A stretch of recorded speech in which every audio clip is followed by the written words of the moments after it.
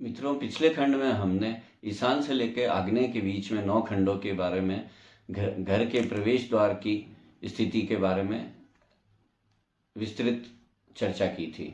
पूर्व दिशा की तरह ही दक्षिण दिशा के भी 9 खंड किए गए हैं। 9 खंडों के द्वारा हम जानते हैं इसमें प्रवेश द्वार का कौन सा उचित स्थान है।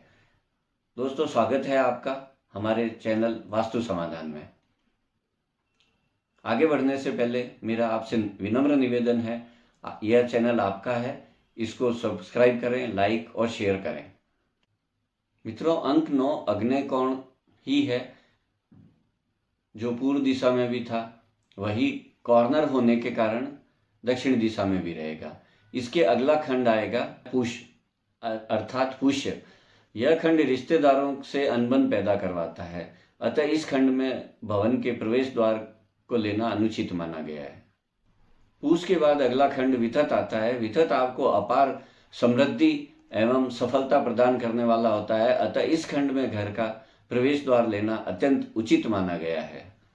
इस खंड के निवासी अपना कार्य बहुत ही चतुराई से निकलवाने में दक्ष होते हैं। विथत के बाद अगला खंड ग्रहच्छत पड़ता है। यह खंड दक्षिण दिशा का सबसे उत्तम प्रवेश द्वार का स्थान माना गया है। इस खंड में उचित अपार धन, वैभव और ऐश्वर्य के साथ साथ यह खंड परिवार एवं समाज में बहुत ही प्रतिष्ठा दिलाने वाला होता है, अतः यह प्रवेश द्वार के लिए बहुत ही उचित माना गया है। इसके बाद अगला खंड आता है यमखंड। यमखंड जैसा कि नाम से ही पता चलता है, इस खंड के स्वामी यम हैं। अशुभ नतीजे प्रदान करने के कारण यह खंड प्रवेश द्वार के लिए बिल्कुल निषेध माना गया है। अत्यंत धन हानि एवं अपमानित करवाने वाला यह खंड प्रवेश द्वार के लिए बिल्कुल निषेध माना गया है, अतः इस खंड से घर का प्रवेश द्वार देने से हमें बचना चाहिए। मित्रों, दक्षिण दिशा का 7वां खंड भृंगराज कहा गया है। भृंगराज बहुत ही अशुभ नतीजे देने वाला होता है। यह भवन के निवासियों के द्वारा कितनी भी मेहनत करने के बाद में उसका परिणाम विपरीत दिलाने वाला होता है। भवन निवासियों द्वारा कितनी भी मेहनत के बाद में भी उसका परिणाम उचित नहीं मिल पाता है।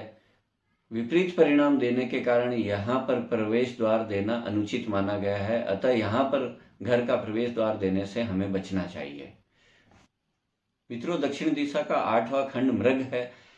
यह भवन निवासियों को अशुभ और गंभीर नतीजे देने के साथ साथ धन हानि कराने वाला भी होता है, अतः वास्तु के अनुसार इसमें प्रवेश द्वार देना अनुचित माना गया है, अतः यहाँ पर भी प्रवेश द्वार देने से हमें बचना चाहिए। मित्रों, दक्षिण दिशा का 9वां खंड पितृ खंड है। पितृखंड भवन के निवासियों को गरीबी के साथ साथ अल्पायु का कारक भी होता है, अतः एक तो गरीबी, दूसरा अल्पायु, दो नुकसान होने के कारण यह खंड भी प्रवेश के लिए बिल्कुल ही अनुचित माना गया है, अतः यहाँ भी भवन का प्रवेश द्वार देने से हमें बचना चाहिए। मित्रों, जिस तरह से हमने पूर्व दिशा में प्रवेश द्वार बताए थे, इसी तरह आज हमने दक्षिण दिशा के प्रवेश द्वार बताए हैं एवं अगले अंक में हम पश्चिम दिशा के प्रवेश द्वार बताएंगे। मित्रों, इसी तरह हमारा आज का अंक समाप्त होता है। अगले चरण में हम मिलते हैं पश्चिम दिशा के द्वार की 9 खंड की 9 व्याख्याएं लेकर।